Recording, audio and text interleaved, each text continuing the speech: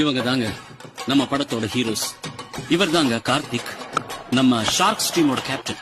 இவன் தாங்க அரவிந்த், ப்ரொஃபஷனலா ஆடுவான். ஷார்க்ஸ் டீமோட opening batsman mister Ezhumalai.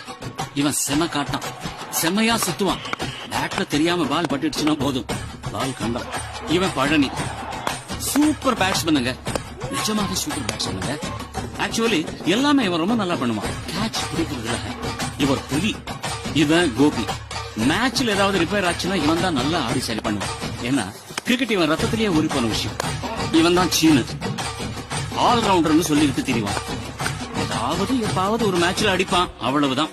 Arivazhagan, அறிவுன்னு கூப்பிடுவாங்க. காலேஜ் ஸ்டூடெண்ட், நிஜமாவே சூப்பரான ஆல்ரவுண்டர். சண்முகம், ஷார்க்ஸ் டீமோட இன்னொரு பிளேயர், நல்ல ஃபீல்டர், செம பிளேயர். இவர் தான் குணா, கேப்டன் கார்த்திகோட அண்ணன், ஷார்க்ஸ் டீமோட ஆஸ்தான கீப்பர். இவர் தான்